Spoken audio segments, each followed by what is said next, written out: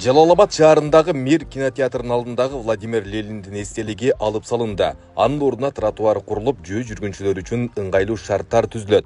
Ошол эле учурда Токтогул көчөсү толугу менен ачылып, унаалар үчүн эки багытта жүрүүгө мүмкүнчүлүк берилет. Эстеликтин эскилиги жеткендигине байланыштуу аны башка жерге көчүрүү мүмкүн болбой калганы белгиленди. Жалал-Абад шаарынын Токтогул көчөсүндөгү Мир кинотеатрынын алдындагы скверде буга чейин Лениндин эстелиги болгон. Ал эстелик ошол Союз учурунда, Союз мезгилинде курулган. Ал эстеликтин эскилиги жеткендигине байланыштуу ошондой эле ошол билесиздер да ошол Токтогул көчөсүндө УКМКнын мурдагы эски имаратынын алдында жол келип, ошол скверге келип токточу. Ошол жол толугу менен улантылып, Токтогул көчөсү ошол толук улантылып, аллеядагы жанына асфальт жол дагы болот. Ошондуктан ал эстелик алынып салынды. Анан баса белгилеп айтып кетишибиз керек. Ал эстеликти Жеңиш паркына жылдыруу пландалган, бирок Жеңиш паркында Лениндин башка дагы бир эстелиги болгондугуна байланыштуу ал жерге дагы көчүрүлгөн жок. Жөн гана ошол эстеликти алып койдук. Ал эми 7-июнь күнү эртең менен Ош мэриясы Владимир Лениндин Ош шаарынын башка аянтындагы эстелигин көчүрүп кеткени маалым болгон.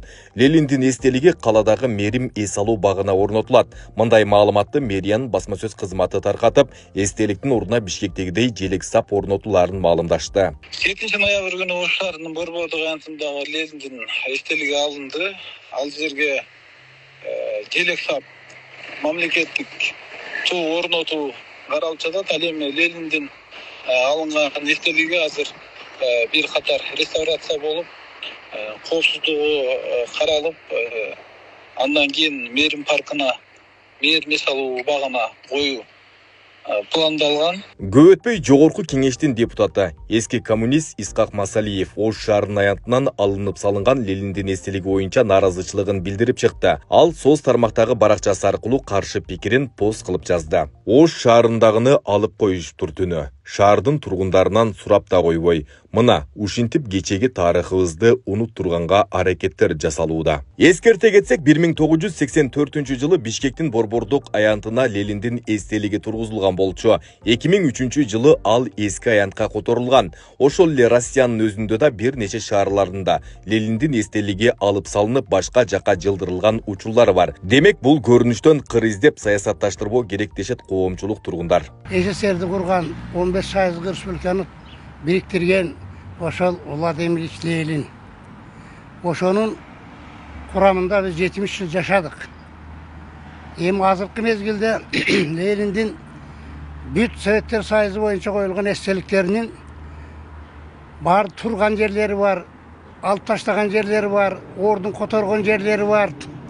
Эми муну саясатташтырыштын кереги жок да.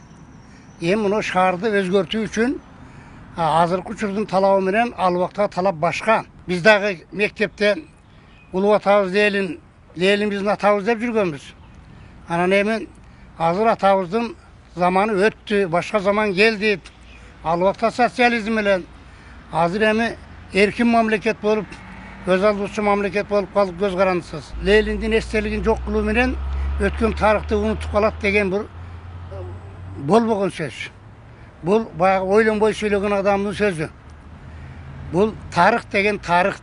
Керек болсо, мындан 500 жыл, 5 кылым, 6 кылым мурдагы тарыхтарды биз азыр кайра жаңыртып, тактап, өзгөртүп, жазып, жаштарга билип алсын деп алып келип атпайбызбы азыр? Ош шаарындагы эстелик 1975 жылы Ош облустук жана шаардык мамлекеттик администрациясынын алдына орнотулган. Буга чейин Лениндин эстелигинин айланасында талкуу жүрүп келген. Ош шаарынын тургундарынын бир бөлүгү актуалдуулугу жоголгондугуна байланыштуу аны алып, ордуна Кыргызстандын эгемендигине тиешелүү башка символикаларды орнотууну сунуштап келишти. Айбек Исабеков, Турсунали Нуралиев, Регион.